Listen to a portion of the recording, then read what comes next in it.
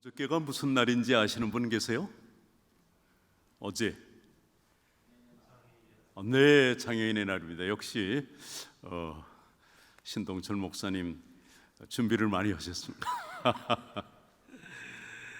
고국에서는 4월 달을 장애인의 달로 지키죠. 그리고 4월 20일을 장애인의 날로 지킵니다. 그래서 저희는 어제 장애인의 날 기념 예배도 드렸고, 또 낮에는 우리 몸이 건강한 직원들하고 같이 Disability Experience, 장애 체험을 주차장에서 하는 그러한 시간을 가졌습니다. 그래서 장애인들의 그 불편함과 아픔을 조금이라도 더 실감하고 보다 잘 섬겨야 되겠다 하는 마음으로 매년 4월이면은 장애 체험을 합니다. 제가 29년 전에 미국에 유학 왔을 때 recreational therapy라고 하는 오락 치료 과목을 들었는데, 그때 장애 체험을 시키는 거예요. 24시간 동안 휠체어 장애인이나 또 시각 장애인 역할을 하라고 하는 것이죠. 그거 쉽지 않았습니다. 그러나 가만히 집에서 누워서 자거나 그러면 안 되고 꼭 공공장소에 나가야 되고, 그리고 밥을 해 먹어야 되고 이러는 거예요. 아시다시피 제 아내는 중증 사지마비 장애인으로서 늘 휠체어에 의존해서 움직이는데, 제가 눈을 완전히 가리고 간병을 하고 또 닦아주고 이러려니까 보통 힘든 게 아니었습니다. 또 학교를 다니는데 같이 제가 이 맹인지팡이를 짚고, 그리고 제 아내는 안내를 하고요. 이렇게 저렇게 하면 이제 거기 따라서 가고, 24시간을 하는데 그 중간중간마다 그 소감을 써내야 되는 거예요. 내가 느낀 것을. 그 24시간 동안 그 참 어려움을 겪고 그거 내는 것이, 레포트를 내는 것이 하나의 그 과제물이기도 했습니다. 질문을 한 두 가지 드리겠습니다. 목사님이 이렇게 첫 질문에 대답을 못 하셨으면 좀 이렇게 좀 쉬운 거로 하려고 그랬는데 맞히셔서 두 가지 질문하겠습니다. 하나는요, 미국에서 장애인의 날은 언젠가요? 모르시죠? 어떤 분들은 미국은 장애인의 날이 없습니다. 왜냐하면 Every day is a disability awareness day. 매일이 장애인의 날이니까 이렇게 말하는 사람도 있습니다. 사실은요, 미국에도 장애인의 날이 있습니다. 그런데 너무 장애인들을 배려하기 때문에 특별히 장애인을 위한 제도를 개선해야 된다든가 이럴 필요가 없기 때문에 장애인의 날이 언제인지 모르지만은 제정된 것은 부시 대통령 때 1990년 7월 26일, 그때 ADA, Americans with Disability Act라고 하는 장애인 통합법이고, 이것은 세계에서 최초로 포괄적인 장애인 인권법이에요. 그래서 건축하시는 분들, 또 교회를 증축하거나 건축할 적에 많이 들어본 게 ADA 코드입니다. ADA 코드에 맞느냐 해서 이렇게 하지 않으면 안 됩니다. 주차장을 하나 세우는 것도 ADA 코드에 맞아야 됩니다.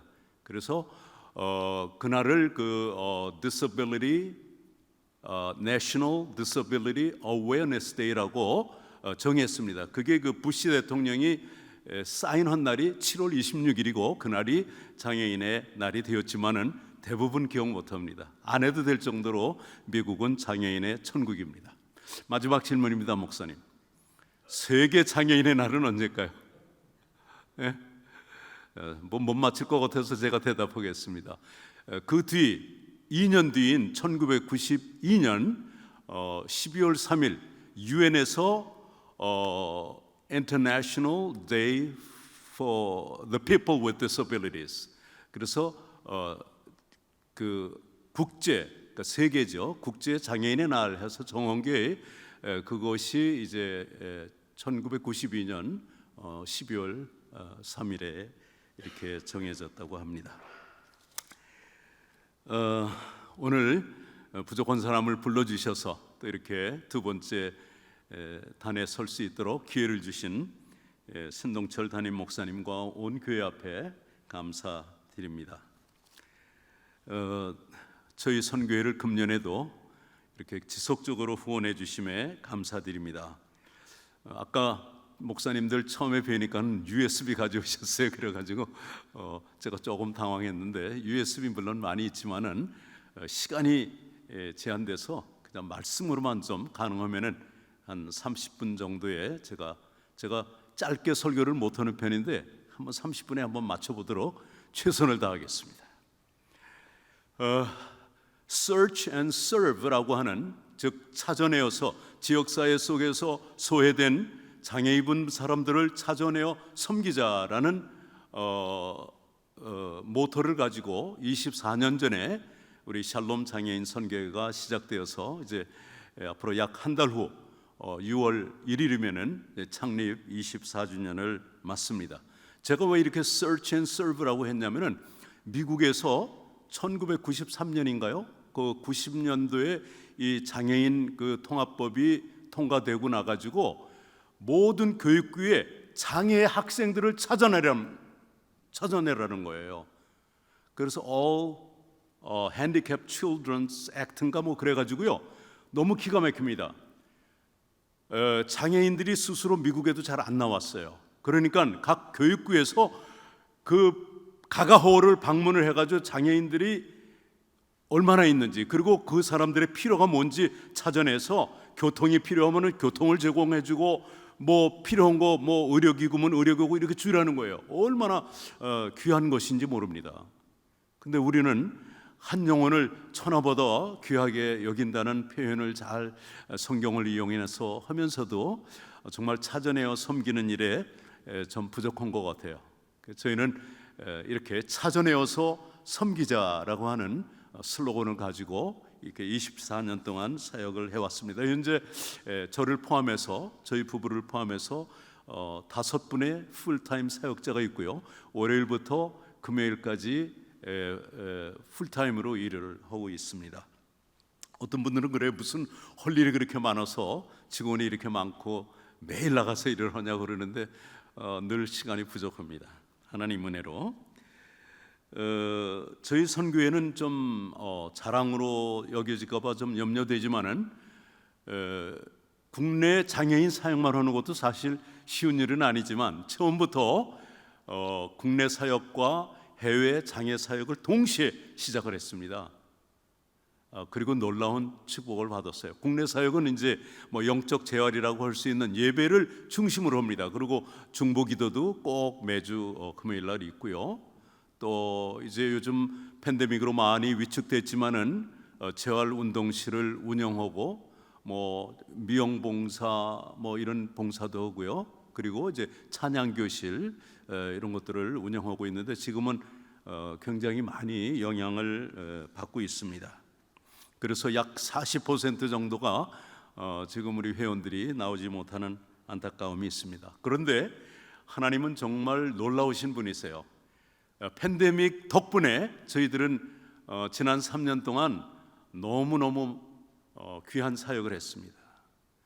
그야말로 황금어장이라고 할 수 있는 그러한 사역을 경험을 했습니다. 제가 3년 전에 만 70이 돼서 이제 칠순 독창회를 준비하고 있었습니다. 근데 갑자기 팬데믹이 오니까 이거 어떻게 해야 되나? 그래서 이제 해마다 그 연례 콘서트를 통해서 마련된 기금으로 1년에 한 2컨테이너 내지 3컨테이너의 그 휠체어나 기타 의료기구들을 선적해서 1년에 한 2-3천 명의 장애인들에게 실질적인 의료기구를 주면서 또 성경을 주면서 그리고 효과적으로 복음을 전하는 일을 20년 동안 해왔는데 이 팬데믹 때문에 안 되는 거예요. 물류 대란으로 supply chain crisis라고 그러죠. 이거 뭐 어떻게 할 수가 없어요. 그래서 스톱이 됐고 어떻게 되나요? 그랬는데 휠체어를 받기로 했던 나라에서 선교사님이 이러는 거예요. 목사님, 금년에는 휠체어가 중요한 것이 아니라 먹을 게 없습니다. 장애인뿐만 아니라 어려운 사람들이 먹을 게 없습니다. 일을 나갈 수가 없습니다. 길에 백기를 들고 나와서 프리웨이 앞에까지도 와 있고 사진들을 보내주는데 뭐 집 앞에서도 백기 드는 거예요. 먹을 게 없다는 거예요. 그래서 그때 하나님께서 저에게 사랑의 양식 보내기, Meals of Love Project라고 이렇게 정해서 그 사역을 시작을 했습니다. 하다 보니까는 후원금이 너무 많이 들어오는 거예요. 휠체어 사역할 때는 한 1년에 15만 불 펀드레이징을 했는데 많이 들어오는 거예요. 그래서 선교사님들을 또 찾고 또 방송에서 나오는 이분은 참 훌륭한 선교사 같다 그러면 또 필요를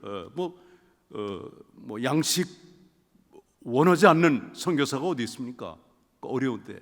그래서 20여 명의 선교사님들을 한 해 동안 20개국을 저희들이 후원을 했는데, 제가 여러분들 숫자를 밝히면은 너무 좀 안 믿으실까봐 그냥 수만 명을 섬겼습니다.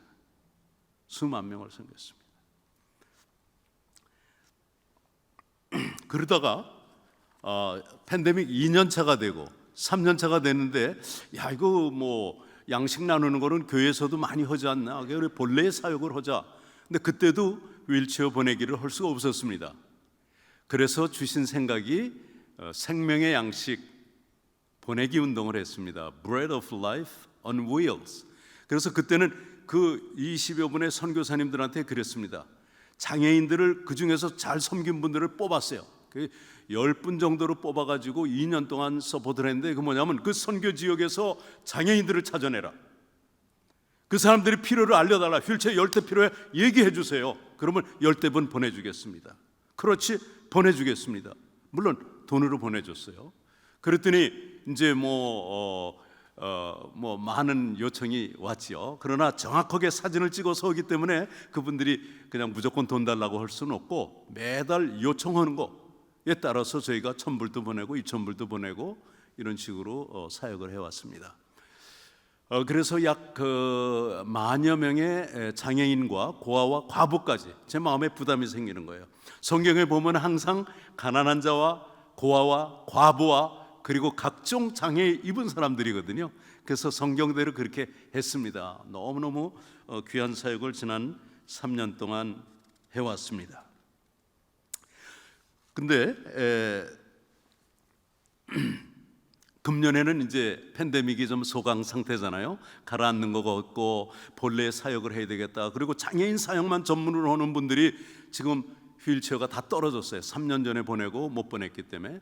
그래서 이제 두 나라를 저희들이 이렇게 타겟으로 삼아서 아프리카 우간다에 다음 달에 한 컨테이너, 그리고 후반기에는 방글라데시, 아시아에서 아주 가난한 나라죠. 방글라데시에 한 컨테이너 해서 한 2,000여 명의 장애인들에게 실질적인 도움을 주려고 지금 준비하고 있습니다. 금년에 참고로 기금 목표는 30만 불입니다. 혹시 생각날 때 또 선교지를 위해서 기도해 주실 때 저희 선교회 금년에 사랑의 휠체어 보내기와 생명의 양식 보내기 여전히 합니다. 그거는 왜냐하면 컨테이너 단위로 받을 수 있는 나라가 별로 없어요.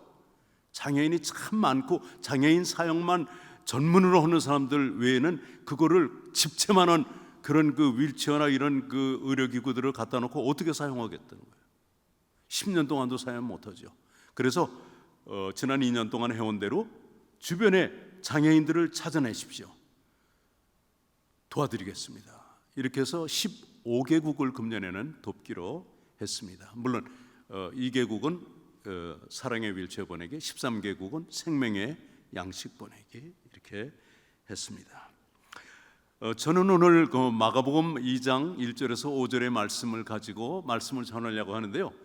여러분들 이 말씀 모르는 사람이 없죠?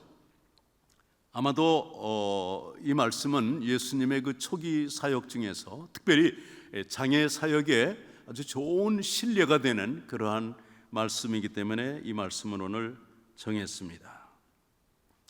예수님께서 가장 공생의 사역 중에 가장 많은 시간을 보낸 것이 있다면 아마 제자 훈련이겠죠. 제자들과 같이 3년 동안 동락하시고 가르치시고 훈련시키고, 그 다음에 이제 전도 사역을 하는 데 있어서 특별히 보면은 그때 모여든 사람이 누구예요? 소외된 분들이었습니다. 각종 장애를 입은 사람, 그 사회에서 버림받은 사람, 소외된 사람, underprivileged, 정말 참 불우한 사람들이죠. 이런 분들이 많이 몰려들었고 그분들을 외면하시지 않고 고쳐주시거나 또 그분들에게 회복시켜 주시는 것을 봅니다. 예수님의 사역은 처음부터 끝까지 언제든지 영어를 좀 쓸게요. Full inclusion이라고 합니다. Full inclusion이라고 했어요. 제가 뒤늦게 43살에 유학을 와가지고 이제 공부를 좀 했어요. 여기서 그러는데 이제 교생 실습을 한 학기 하게 됐습니다. 중학교, 미국 중학교로. 그런데 보니까 그때 얼마 전부터 Full Inclusion을 시작을 하는 거예요. 그러니까 장애인이 따로 공부하고 건강한 사람 따로 공부하고 이게 아니에요. 물론 과목에 따라서 이것은 장애인도 같이 할 수 있다 하는 것은 똑같이 같은 클래스에서 공부를 하는 거예요. 무슨 말씀인지 좀 알죠? 그러나 체육 같은 거 건강한 사람하고 장애인 같이 못하죠. 그런 건 따로 하지만은 지적 장애인이 아닌 이상은 풀 인클루전 해요. 근데 오늘날 교회가 이렇게 풀 인클루전을 못하죠. 왜냐하면은 장애인의 수가 그렇게 많지도 않고 대부분 장애인 사역하시는 분들이 제가 알기에는 지금 선교회라는 것이 제대로 사역을 하는 선교회는 우리 선교회 포함해서 3개밖에 안 됩니다. 옛날에는 한 10개쯤 있었습니다. 다 사라졌습니다. 다 사라졌습니다. 또 마약 알코올 하던 그런 사역하시던 분들도 다 사라지고 한 군데밖에 없습니다. 다 사역하다가 다시 마약쟁이가 됐습니다. 목사님들이. 정말 어려운 것 같아요. 마약 알코올 중독 사역은, 회복 사역은 정말 어려운 사역이구나 하는 그런 생각을 했습니다. 우리 장애인 사역도 좀 어려워서 그런지 다 없어졌습니다. 그리고 제대로 예배도 보고 선교회라고 할 수 있는 규모를 갖추고 사역하는 데는 저희 포함해서 3군데밖에 없습니다. 더 많이 일어나야 되는데 좀 안타깝습니다. 이런 사역은 필요합니다. 왜냐하면 지역교회가 어떻게 프리즌 미니스트리도 하고 홈레스 미니스트리도 하고 디서빌리티 미니스트리도 다 어떻게 합니까? 할 수 없죠. 그래서 저희와 같은 전문 기관이 필요한 거예요. 그래서 영어로는 Parachurch Ministry라고 그러죠. 교회와 병영에서 하는 사역이다. 다시 말하면 교회가 해야 하는 일인데 그것을 교회의 성도들의 손과 발이 돼서 특수한 분야, 전문화된 분야를 사역한다고 해서 Parachurch Ministry라고 영어로 이렇게 말하기도 합니다. 오늘 본문에 나오는 말씀 보면 예수께서는 가버나움에, 고향과 같은 가버나움에 돌아오셨다는 소문이 들렸습니다. 언제나 그랬듯이 예수님이 계신 곳에는 사람들이 그냥 벌떼같이 몰렸고 정말 용신할 수 없을 정도로 사람들이 군집했었습니다. 여전히 구원의 도를 말씀하시고 있는데 그때 4사람이 중풍병자라고 그랬어요. 성경에는 패럴리틱 그랬는데 패럴리틱 그러면 이제 마비 장애인을 말하죠. 그래서 사지마비 장애인은 쿼드리플리직이라고 하고요. 제 아내처럼 이제 상하반신을 다 못 쓰는 경우, 또 그다음에 이제 하반신을 못 쓰는 경우는 이제 패라플리직이라고 하고요. 그리고 또 반쪽을 못 쓰는 경우에는 헤미플리직이라고 이렇게 말을 합니다. 근데 여기 보통 이분은 아마도 사지마비 장애인이 아니었나 하는 생각을 해봅니다. 왜? 중풍병자인데 제 아내처럼 전신이 중풍 걸린 거나 마찬가지죠. 그렇지 않으면 4사람이 들곳에 들고 데려올 필요가 없었거든요. 그러니까 아마도 사지마비 장애인이 아닌가 그런 생각이 듭니다. 역시 사람들이 너무 많아가지고 도저히 예수님 앞으로 이 장애인을 데리고 갈 수가 없는 거예요. 근데 여기서 그들은 포기하지 아니하고 어떻게 했어요? 지붕으로 올라갔습니다. 지붕으로 올라갔다니까 여러분 중에 지붕에 어떻게 올라가 이런 생각이 들 텐데, 저는 이제 과거에 비즈니스 이렇게 출장을 많이 다녀서 중동에도 좀 다녀봤는데 중동에는 다 계단으로 돼가지고 위에 편편한, 왜냐하면 더우니까요. 저녁에는 이제 지붕에 올라가가지고 쉬고 그럽니다. 또 제타 같은 데는 사우디아라비아의 홍해 바닷가에 쫙 나가서 더우니까 쉬고 그러는데 그렇게 올라가게 다 돼 있습니다. 베드로도 그 사도행전에 보면은 지붕 위에서 기도할 적에 이제 베드로 찾는 그 코넬료의 보낸 사람들을 만나기도 했죠. 하여튼 그리로 올라간 거예요. 그리고 지붕을 뜯어냈다고 그랬어요. 마가복음, 누가복음에서는 기와를 뜯어냈다고 정확하게 표현을 합니다. 그리고 그 중풍병자를 얼마나 꼭 달아맸겠습니까? 그 네 모퉁이에다가 그래가지고 안전하게 해서 든든하게 매서 그 지붕의 그 기와를 걷어내고 예수님이 서 계신 그 자리로 내렸다고 이렇게 성경은 기록하고 있습니다. 어떻게 보면 누가 봐도 무모한 짓이고 무례한 행동이고 참 위험하기 짝이 없는 그런 행동이었지만은 뜻밖의 예수님의 반응은 이거였습니다. Seeing their faith, Jesus said to the paralytic. 저들의 믿음을 보시고 예수께서 그 중풍병자에게 이르시되 My son, your sins are forgiven. 아들아, 내 죄의 사함을 받았느니라. 이렇게 말씀을 하셨습니다. 저들의 믿음을 보시고, 저들이라고 하는 것이 그 네 사람의 그 운반해준 친구들인지 가족들인지 또 그 중에 몇 사람을 얘기하는지 모르지만은 저들의 그 믿음의 역사, 사랑의 수고를 한 저들의 믿음을 보시고 내 죄 사함을 받았느니라. 이렇게 말씀을 해주십니다. 믿음으로 우리가 죄 사함 받는다는 거, 창세기부터 요한계시록이 이르기까지 아주 그 일관성 있는 그러한 메시지입니다. 그 당시 유대인들은 모든 병이라든가 고난은 그 당사자의 직접적인 죄의 결과라고 믿었습니다. 심지어는 예수님의 제자들도 그렇게 생각했습니다. 그래서 요한복음 9장 1절 이하에 보면 이런 말씀이 나오죠. 예수께서 길을 가시다가 제자들하고 가시다가 날 때부터 소경된 자를 만난지라. 오늘날로 말하면 시각장애인을 만났습니다. 그때 제자들이 이거 풀리지 않는 질문이 있습니다. 왜 사람들이 장애인이 될까? 왜 장애인으로 태어날까? 그래서 물었습니다. 반드시 저건 죄하고 관계가 있는 거야. 이렇게 믿었기 때문에 저자가 맹인으로 태어난 것이 저자의 죄 때문입니까? 아니면 그 부모의 죄 때문입니까? 그렇게 물었을 때 예수님께서는 그자의 죄도 아니고 그 부모의 죄도 아니고 하나님께서 하시고자 하시는 일을 그에게서 나타내기 위함이라고 이렇게 분명하게 말씀을 해주셨습니다. 그러니까 이 중풍병자도 분명히 내 죄 때문에 혹은 우리 가족의 죄 때문에 이렇게 나는 어려움을 당하고 있다, 아마 그렇게 믿었을 겁니다. 근데 내 죄의 사함을 받았느니라 하니까는 얼마나 기뻤겠습니까? 그러고 나서 이제 그 다음에 내용 우리가 잘 알지만은 그때 이제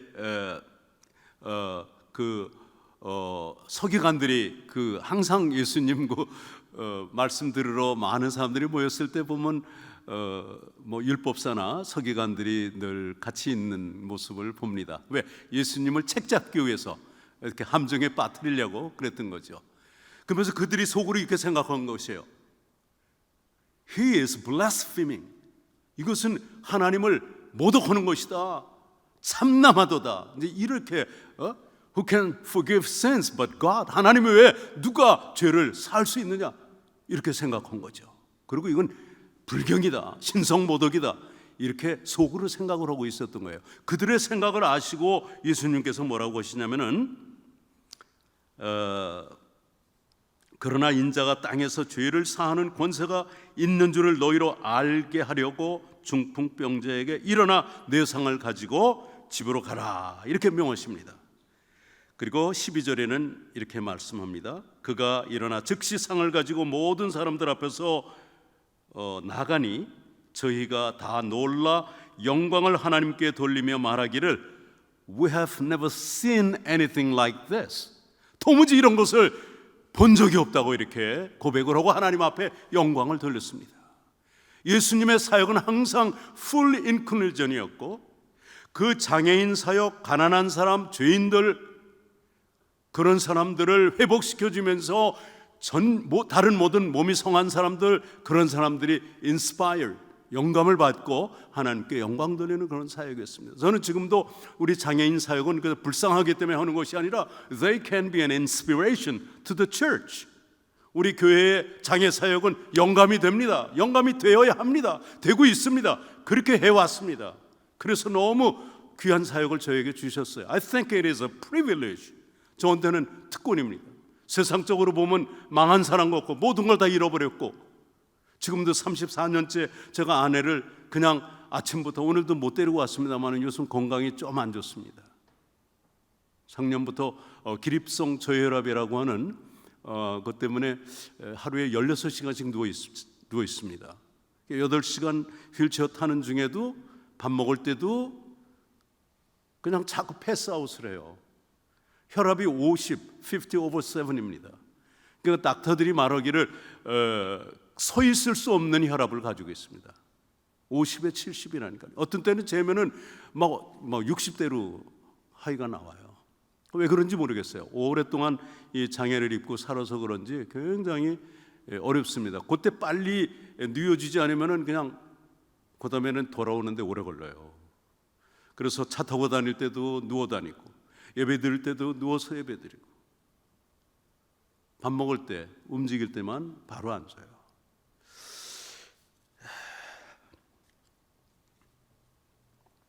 제가 이 얘기를 왜 했습니까? 제가 그래서 준비하는 말을 자꾸 하게 돼서 제가 그래서 USB를 안 쓰려고 그러는 겁니다. 장애 사역은 정말 영감 있는 사역입니다. 솔직히 요즘 이 선진국에서, 대한민국이라고 할까요? 뭐 일본이라고 할까요? 미국, 캐나다, 유럽, 전도가 됩니까? 안 됩니다. 교인들이 여기서 저리로 이렇게 수평 이동들을 하고 정말 안 됩니다. 근데 지금도요, 가난한 나라들은 나라에서 그 혜택이 하나도 없습니다. 미국처럼 SSI를 준다든가 휠체어 주고 이런 거, 약을 그냥 주고 없습니다. 저희들이 보내는 게 답니다. 그런 나라가 얼마든지. 그 지금도 우리 한국의 50년제처럼 저도 미제품 먹고 그런 거 입고 이렇게 자라났지만 50년대에 지금도 이 국률 사역은요 얼마나 그 효과가 있는지 몰라요. 얼마나 효과가 있는지 몰라요.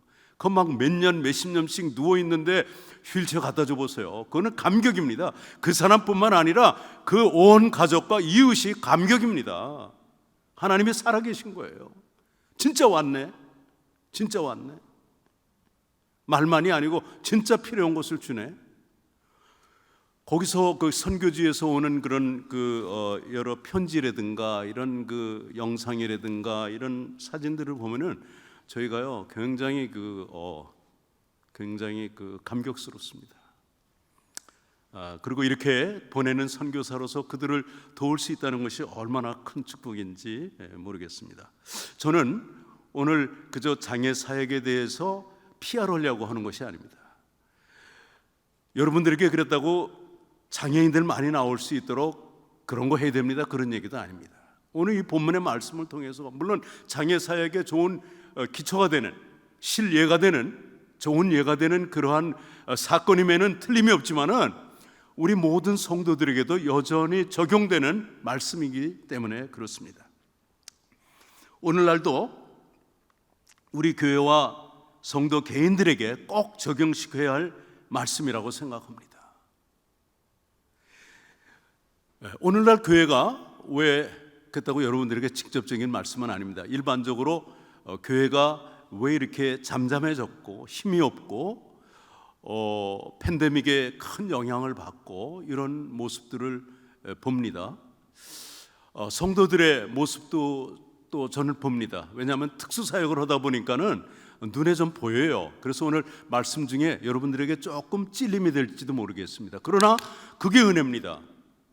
멋있는 영상 보고 너무 안 들어보던 얘기 들어본 것이 아니라 내가 찔려야 돼. 그래야 은혜입니다. 그래야 변화가 옵니다. 근데 오늘날은 사람들이 찔림을 받으려고 안 그래요. 바른 말을 듣고 싶어 하질 않아요. 내가 듣기 싫으면 정말 빨리 교회도 옮기는 것 같아요. 그런 세상이에요. 그래서 오늘 세 가지로, 오늘 본문을 중심으로 세 가지로 여러분들에게 도전을 드리고 저 자신에게도 다시 한번 24년 전에 시작한 이 사역, 세상적으로 보면 저도 3년 전에 은퇴할 나이죠. 그러나 아직 하나님이 허락을 안 하시네요. 후임을 위해서 기도하고 있습니다. 언제까지 하게 하실지 모르지만 저는 정말 기회 주시는 동안, 허락하시는 동안 그냥 끝까지 파워풀하게, 에너제틱하게 사역하다가 그냥 팍 갔으면 좋겠어요. 비리비리 하다 가지 않고 그냥 그렇게 갔으면 좋겠어요. 우리 집사람도 그렇게 갈 것 같아요. 그렇게 보내주십시오. 그렇게 기도합니다. 자, 첫 번째로 우리가 꼭 교회의 부흥이라고 꼭 연결시킬 필요는 없습니다. 교회와 성도들의 본분이라고 그럴까요? 본분을 여기서 볼 수 있습니다. 첫 번째 한번 따라해 보실까요? 하나님의 말씀의 권위를 인정해야 합니다. 시작. 하나님의 말씀의 권위를 인정해야 됩니다. 다른 말로 하면은 we must fear God. We must have the fear of the Lord. 하나님을 경외해야 됩니다. 오늘날 하나님의 말씀의 권위가 땅에 떨어졌어요. 저는 특수사역이기 때문에 거의 매주일을 다른 교회를 방문합니다. 거의. 그러니까 1년에 미니멈 45개 교회 이상은 방문합니다. 그래서 교회 현주소를 비교적 많이 아는데요. 저 요즘 소식 듣겠습니다마는 UMC라고 알죠? 연합감리교회가 아주 난리가 났습니다. 동성애 때문에 물론 그렇죠. 난리가 났는데 저희 선교에서 사무간사로 사역하던 전도사가 이제 그 UMC 어느 교회에 지금 가 있어요. 그러면서 얼마 전에 2주일 전에가 방문해서 얘기를 해주는 거예요. 목사님, 우리끼리니까 얘기하죠. 이거 영상으로 나가나요? 영상으로 나가요? 하여튼 어느 교회라고 이런 건 안 하겠습니다. 그 교단에 감리사, 감독 이런 게 있습니다. 그리고 감독 파송제입니다. 연합감리교회. 그런데 이제 요즘 지금 지난 2개월 동안 연합감리교회 대부분들이 투표를 하고 있습니다. UMC에 남을 것이냐 나갈 것이냐. 그래가지고 나가겠다 뭐 이렇게 많이 나오면은 그러면 6월 말까지 교회 비워줘. 여기 있고 싶으면 이 교회 현 시가의 반을 내고 나가 뭐 등등. 여기가 그 캘리포니아 퍼시픽 이 연회가 가장 리버럴합니다. 감독들이 완전히 동성애 주의자들입니다. 근데 와가지고 그 교단 관계자가 미국 사람이죠 물론 예배 끝나고 이제 그 투표하기 전에 독려를 하는 거죠. 그러면서 한 말입니다. 그대로 그분이 한 말을 제가 합니다. 나는 사도 바울이 동성애자라고 생각한다. 이렇게 말했습니다. 그때 이제 성도들 중에 한 분이 항의성 질문을 했습니다. 성경에 보면은 동성애는 분명히 죄라고 정해졌는데 어떻게 생각하냐? 그러니까 뭐 어떻게 생각하냐고 물은 게 아니고 죄라고 그러지 않았습니까? 이렇게 항변을 했습니다. 그랬더니 항의를 했더니 그분이 그 오피셜이 한 얘기가 I don't think so. 그러니까 하나님의 말씀을 정면으로 부인하는 게 뭐 동성애뿐이 아니지만은 동성애란 말이에요. 하나님의 말씀을 경외하지 않는데, 하나님을 경외하지 않는데, 하나님의 말씀의 권위를 인정하지 않는데 어떻게 말씀을 순종해요? 여기 나오는 그 네 친구는 가족일지 친구인지 모르지만 이분들은요, 예수님은 이런 능력이 있다더라 소문을 들었거나 아니면 최소한도 그 중에 한두 사람이라도 예수님의 그 말씀을 직접 들었을 것입니다. 그 믿음이 생긴 거예요. 그 말씀을 믿고 권위를 인정했기 때문에 그 힘든 그 장애인을 메고 길이 얼마인지 모르지만은 간 것입니다. 그 고통스러운 일들을 했던 것입니다.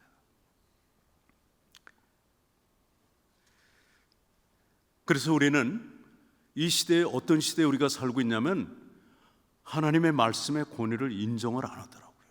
내 생각이야, 내가 기준이야,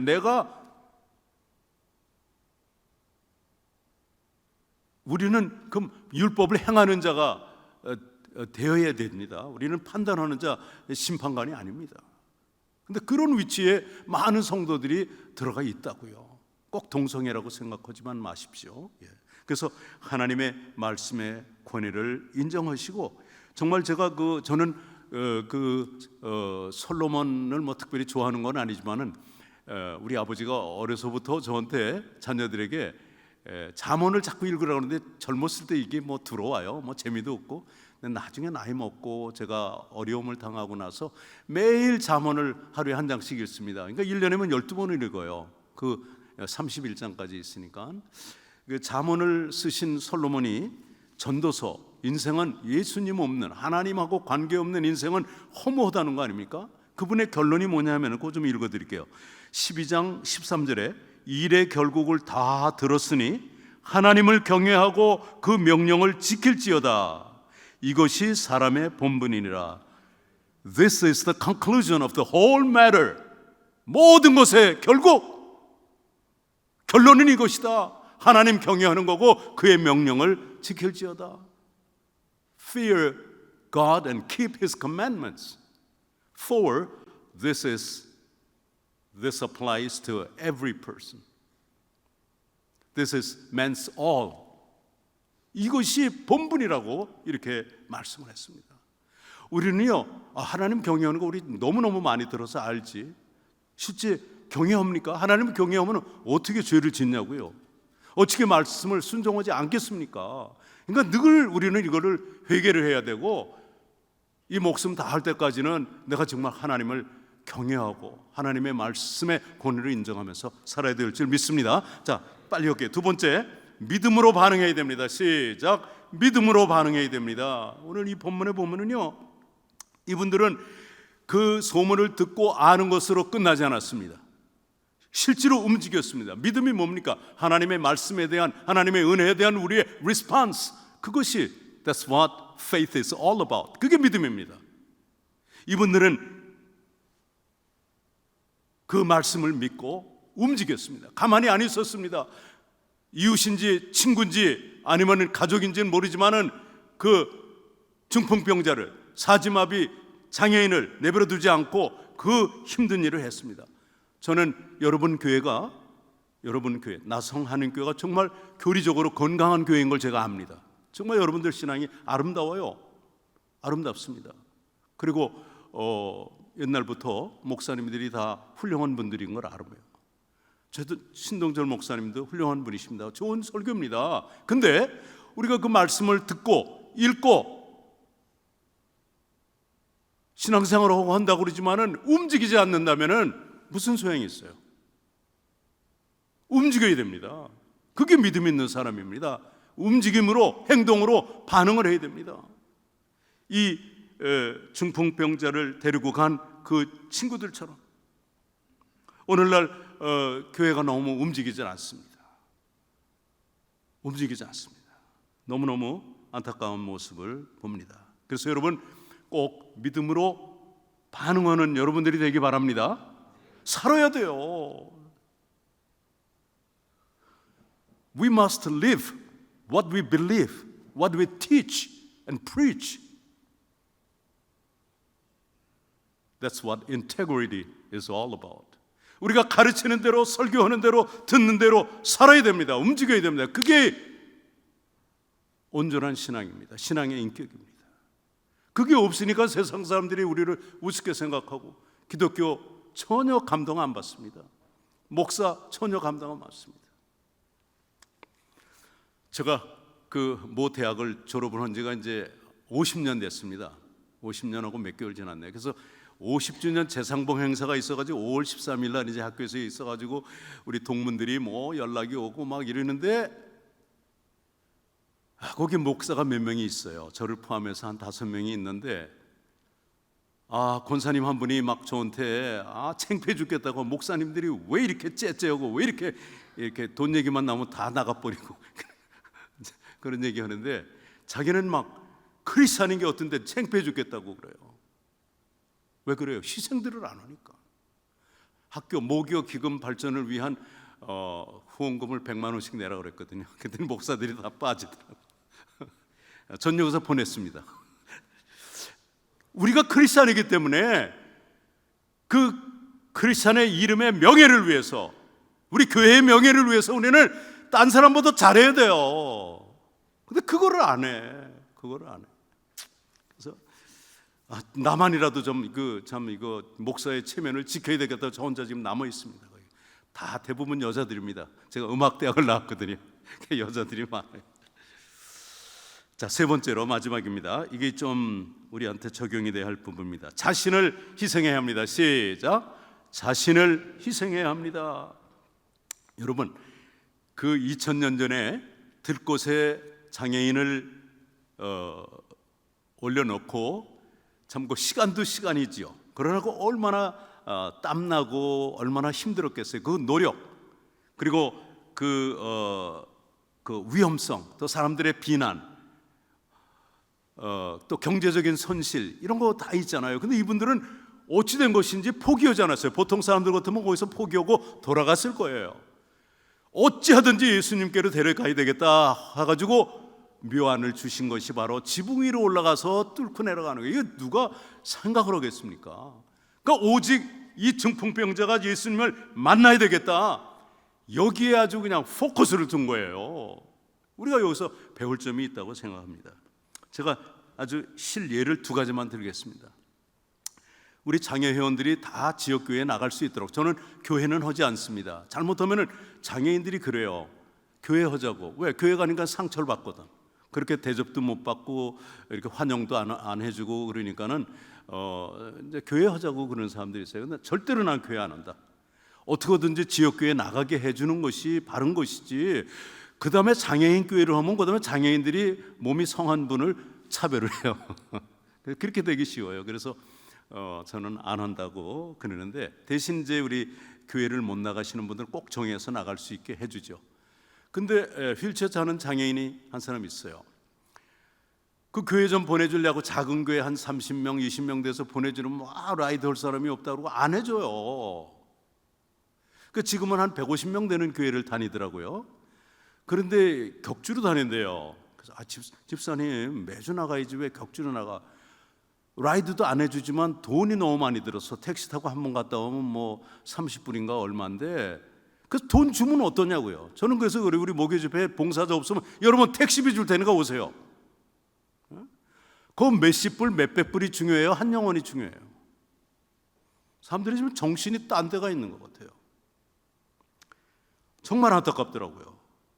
아니 150명 되는 교회인데 왜 그 라이드를 줄 사람이 없으니까, 왜 이거 희생 안 하냐고. 이까지 그 무슨 희생입니까 이게? 자기 땀 흘리고 하는 것도 아니고 휠체어 잠깐 실어주고, 그것도 수동을 재요. 그거 태워가지고 그 교회 가는데 그게 왜 기쁨이 없습니까? 희생에는 기쁨이 있어요. 근데 오늘 요즘 성도들이 희생을 안 하려고 그래요. 정말 저는 그거 보면서 마음이 많이 아픕니다. 또 어떤 큰 교회, 뭐 지금은 분란이 있어가지고 쪼개져서 제일 큰 교회가 아니지만 LA에 그 장애인들을 위해서 버스를 돌려가지고 전에는 한 60명씩 나갔어요 거기가요. 근데 뭐 그게 무슨 아까운지 하여튼 버스를 안 돌리니까는 그 장애인들이 참 못 나가고 딴 데로 흩어지고 이런 모습들을 봅니다. 그 참 뭐가 중요한지 난 모르겠어요. 예수님이 가난한 사람들, 소외된 사람들, 세상에서 쫓겨난 사람들, 이런 사람들을 궁일이 여겼다면은 우리도 그렇게 해야 되는 거 아니에요? 근데 우리는 전부 양반이 돼 있어요. 양반이. 그게 오늘날의 현실이고요. 또 하나, 이거는 정말 얘기해야 될까 안 할까 하는데 제가 너무 마음이 아파서 하는 얘기입니다. 혹시 여러분 가운데 해당되는 분들이 있으면 용서하십시오. 그러나 찔림이 있으면은 내가 바르지 않은 거구나 하고 회개하시기 바랍니다. IHSS라고 들어보신 적 있어요? 예? In-Home Supportive System이라고 하는 게 있습니다. 그러니까 간병인 제도예요. 그래서 어르신들, 노인들 이렇게 간병해주고, 장애인들은 정말, 노인들은 그래도 몸을 움직이시는 분들은 가서 얘기도 해주고, 기껏해야 마켓이나 가서 뭐 사주고 병원이나 왔다 갔다 오고 그러면 되니까는 그만해 그냥 가 이렇게 해서 된 거지 뭐지만, 우리 한인 사회만은 이상한 관례가 생겨가지고요, 100시간이 나오면 50시간 해주는 사람이 없어요. 그러니까 부끄러운지 알아야 돼요. 사모님들이에요. 미안해, 다는 아니에요. 전도사님들이에요, 권사님들이에요, 집사님들이에요. 제가 보는 사람은 거의 99% 믿는 사람들이라고. 우리 장애인들이 죽어납니다. 혼자 사는 사람, 가족이라도 있으면 좋은데 없는 사람 어떻게 침대에 올라갈 거냐고요. 예? 그리고 일주일에 계속 닷새는 와야 되는데 3일 오고, 날만 와달라고 사정해도 잘 안 해주고. 제가 이제 잘 아는 권사님이 있어요. 그 권사님한테 이제 우리 장애인을 보는데 자꾸 싸워서 저는 중간에서 아주 그 장애인 편이죠. 제가 권사님, 이렇게 100시간이 나오면 100시간 해주고 200시간 나오면 200시간 해줘야지 왜 안 해줍니까? 목사님, 그분 큰 교회 다녀요, LA. 우리 교회 안에도 간병인 모임이 있는데 많은 권사님, 집사님들 많은데 50% 이상 해준 사람 한 사람도 없어요. 이게 어떻게 자랑입니까? 지금 한국에서 무슨 돈봉투 전당대회라고 하는데 그거 300만 원 그거 무슨 밥값이란 되지. 이게 어떻게 세상 사람들하고 별 차이가 없어요. 근데 정말 놀라요. 자기 자식이 그렇다면 정말 그럴까 그런 생각이 듭니다. 지금 시간당 17불 25센트입니다. 100시간이면은 1725불이고요. 그 다음에 200시간, 웬만하면 200시간 나오죠. 장애는 3,500불이라고요. 그러면 그거 불법 아닙니까? 근데 그분들이 크리스천이에요? 정직해야죠. 중증장애는 게다가 안 봐요. 어려운 사람들 누가 힘들게 하냐고 안 해요. 그러니까 할 수 없이 우리하고 문화가 안 맞는, 음식도 안 맞는 흑인들, 히스패닉 이런 분들하고 해요. 근데 그분들은 우리가 야쁘지만은 100% 시간을 다 채워줘요. 우리 한국 사람들은 50%. 그리고 쉬운 장애인들. 그게 전도가 되겠어요? 그래서 저는 정말 우리 전부 회개해야 되겠다, 그런 생각 듭니다. 말로는 너무 잘합니다. 아무든지 나를 따라오려거든 자기를 부인하고 자기 십자가를 지고 나를 따를 것이다. If anyone wishes to come after me, let him deny himself and take up his cross and follow me. 달달 외죠. 근데 요만큼도 희생 안 하려고 그래요. 손해 안 보나요? 손해가 아니라 법대로 해주라고요. 법대로. 참 이런 모습들을 보면서 교회가 왜 이렇게 됐는가? 우리 책임입니다. 우리 모든 크리스찬의 책임이고 목사님들의 책임이고 교회가 책임이고 나라가 이렇게 되는 것도 저는 행함이 있는 믿음, 이 내 친구의 그 행함이 있는 믿음처럼 그렇게 살지 않았기 때문에 그 말씀은 2000년 전에 한 사건으로 끝나는 것이 아니라 오늘도 여전히 우리에게 적용이 되는 말씀이라고 저는 생각합니다. 앞에서도 말씀드렸지만은 저는 34년 전에 제 아내가 교통사고로 뒤에 탔던 두 아이들이 천국 갔습니다. 44살, 42살입니다. 이제 결혼한 지는 46년 됐고요. 34년 전이나 지금이나 신경의 변화는 조금도 없습니다. 하나님께서는 죽은 자와 방불한 제 아내를 살려주시고 그만큼 신경의 변화는 34년 전과 변화가 없지만은 그래도 건강을 주셔서 같이 사역을 하게 되고 아내 덕분에 신학교도 가게 되고 목사가 되게 하고 또 그 가운데에서도 장애인 사역을 할 수 있도록 특권을 주셨습니다. 그래서 참 늦은 나이에 49살에 이제 선교회를 설립해서 지금도 마음은 청년처럼 이렇게 뛰고 있는데 왜 이 사역을 하는가? 예수님이 하셨으니까 우리도 해야죠. 사도들이 했으니까 해야죠.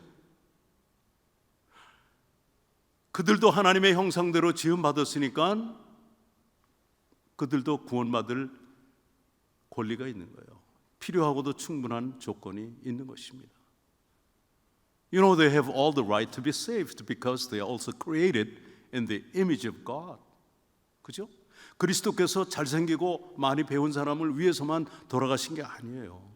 하나님의 형상대로 지음받은 모든 인류를 위해서 돌아가 주셨어요. 장애인들이야말로 구원받아야 된다고 저는 생각합니다. 제가 어저께 그렇게 부르짖었습니다. 딴 사람들은, 건강한 사람들은 놀러도 다니고 뭐 좀 즐기잖아요. 인생을 누리잖아요.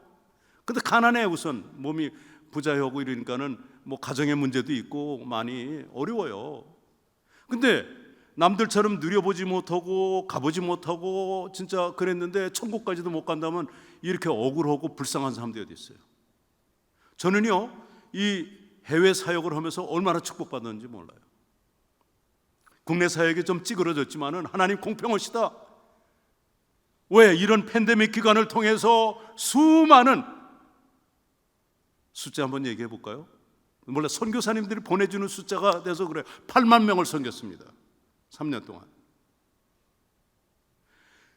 물론 그분들이 다 예수 믿는다고 우리 모르죠. 그러나 언젠가 천국에 갔을 때 이 세상에서 한 번도 만나보지도 못했던 사람이 목사님 덕분에, 샬롬 덕분에 내가 여기 왔습니다, 이렇게 인사할 사람들을 만날 거 생각하면 감격스러워요. 우리 가족끼리, 친구들끼리 주거니 받거니 게임 끝난 거예요. 무슨 받을 상이 뭐가 있습니까? 솔직히. 그래서 예수님께서는 잔치를 베풀려거든 가족이나 친지나 부한 이웃을 초대하지 말고 도리어 병신들과 가난한 자들과 각종 절름발이들과 여러 가지 각종 장애인들을 초대해. 왜? 그러면은 그들은 갚을 길이 없기 때문에 they don't have any means to repay you and you will be repaid at the time of resurrection. 부활의 날에 on the day of resurrection 갚아주시겠다. 수동태를 썼어요. 누가 갚아주? 주님께서 갚아주시겠다. 그게 상이에요. 물론 우리 가족끼리 정말 신앙생활 잘하면서 건강하고 서로 나누고 아름답죠. 근데 그걸로 끝나면 안 된다는 것이죠. 그건 성경적이 아니라고 생각합니다. 아주 구태여 얘기한다면 뭐 이기적인 신앙이죠. 하나님이 영광 받는 것은 이제 부활의 첫 열매 되셨잖아요. 그리고 맏아들이 되게 하셨잖아요. 그 더 많은 자녀들, 하나님의 가족의 일원으로 들어올 수 있도록 우리의 그 삶이, 신앙생활이 그렇게 되는 것이 하나님이 영광 받는 것입니다. 저희는 부족하지만은 장애인 사역을 그냥 장애인만 불쌍하다고 하는 것이 아니라 이 장애인들을 통해서 안 믿는 이웃들까지 주님 앞에 돌아오는 놀라운 일이 있다고 생각합니다. 좀 자랑처럼 들릴까 봐 좀 그렇습니다만 하나님이 얼마나 축복을 주셨는지 페루에는 빵 공장을 첫 해에 세웠습니다. 하루에 1000개씩 빵이 나고 200가정을 매일 무료로 주고 있습니다. 파라과이에 교회를 하나 지어줬습니다. 부룬디에 장애인 교회 4만 불 들여서 지어줬습니다. 센터를. 그래서 거기서 장애인들이 150명이 모입니다. 예배를 드립니다. 주중에는 또 거기서 컴퓨터 뭐 이런 거 여러 가지 직업 재활하고 또 지금 또 그런 데를 찾고 있습니다. 그러니까 하나님이 사용하신 것은 우리가 무슨 돈이 있어요? 요만한 믿음, 말씀 믿고 실천을 하려고 움직였더니 하나님이 채워주시는. 어떤 선교회가, 장애인 선교회가 국내 사역도 힘든데 해외 선교 사역하는데 어디 있습니까? 저희만 합니다. 저는 처음부터 그걸 했습니다.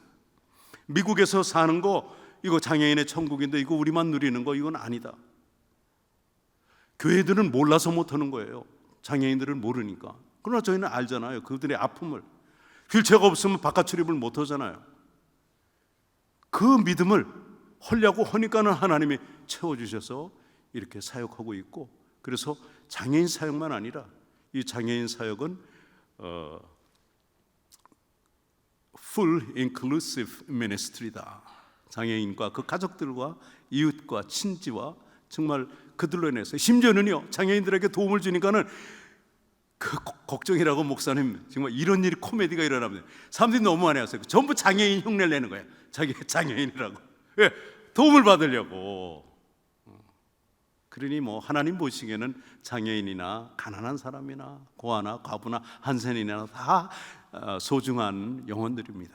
저희가 그런 사역을 하는데 오늘 사역 보고라고 할까 좀 나눌 수 있게 해주셔서 감사하고, 그것만 제가 자랑하거나 보고하면 무슨 의미가 있겠습니까? 여러분 교회에 저도 기여하고 싶어요. 그래서 오늘 말씀대로 하나님의 말씀의 권위를 인정해야 되고, 그 다음에 그 들은 말씀, 읽은 말씀, 이 말씀에 반응을 해야 되는 거예요. 움직이세요. 노인들도 움직이시고 젊은이들도 움직이시고 그리고 희생하세요. 그러면 여러분들의 교회가 생명감이 넘칠 줄 믿습니다. 부자 찾으러 다니지 말고 오히려 어려운 사람 찾아다녀 보세요. 그러면 그분들이 정말 우리 장애 회원들 중에는 이런 얘기 해주는 게 너무너무 고마워요. 목사님, 샬롬은 나한테 친정 같아요. 그냥 먹을 게 없다고 막 이러는데 여기 전화하면 여기는 도와줄까 하는데 친절하게 전화를 받아주고 뭐 밥솥 사줘 뭐 사줘 막 이랬더니 그냥 아주 우리 충성된 그러한 우리 식구가 됐는데 그분들은 사랑의 품질이 있습니다. 여러분들이 가진 마음과 또 약간의 물질만 사용해도 그분들은 주님 앞으로 돌아옵니다. 너무 말씀이 길어져서 죄송합니다. 기도하겠습니다.